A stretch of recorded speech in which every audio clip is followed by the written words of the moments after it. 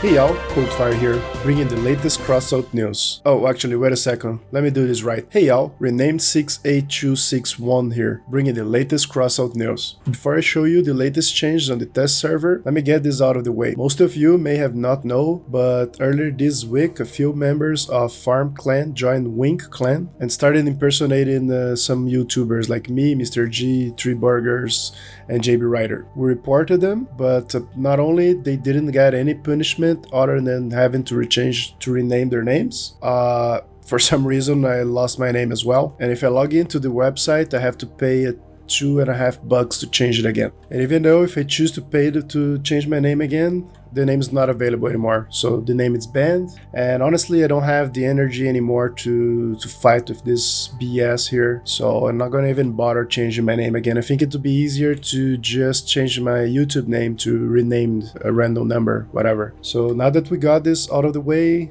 let's go with the news. So this time, test server will showcase a few balances. The first one is a buff to the Nidhogg shotgun. Reloading speed is increased by 17% from 3 seconds to 2.5 seconds.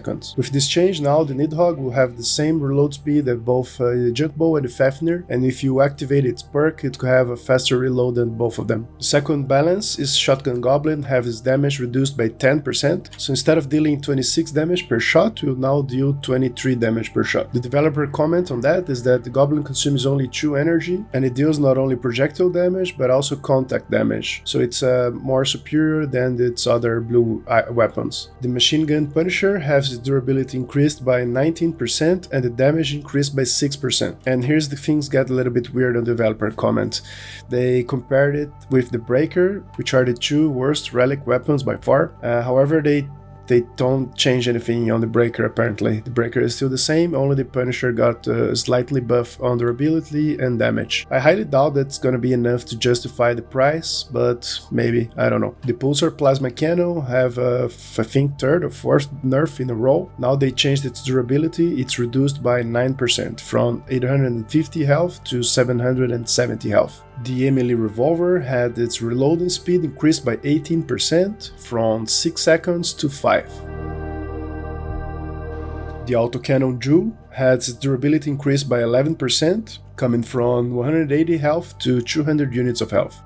This one here is probably one of the most anticipated changes like in a long time. They finally nerfing Goliath Tracks, however I don't think this nerf is near enough to alleviate the issue on lower power score. What they changed is they reduced in speed and increased turning radius. However, when I checked, the speed is exactly the same, so they didn't touch the speed. I think something lost on translation here from the Russian maybe.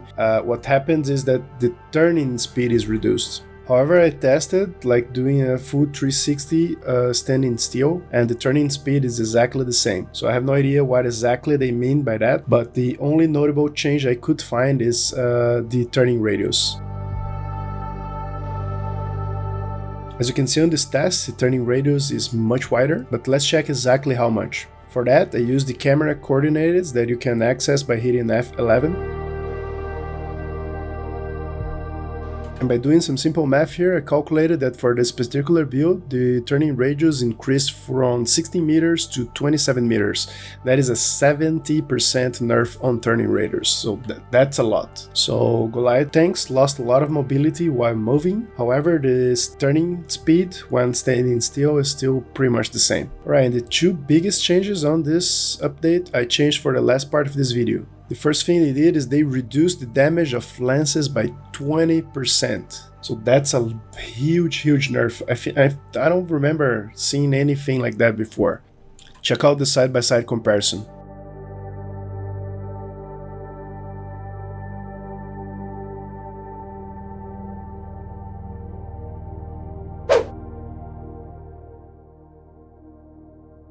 And if that wasn't enough, wait for the next one. The Invisibility Modules Chameleon and Chameleon Mark II have been tweaked as well. This came for me as a complete surprise because I never seen anyone complaining about those modules.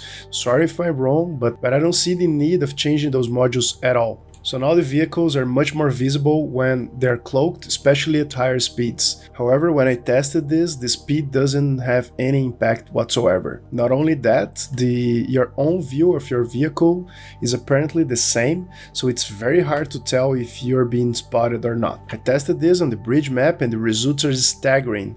If you're sitting on the middle of the bridge, now you can easily spot a vehicle entering the bridge. So basically, you are killing all close range combat on the game.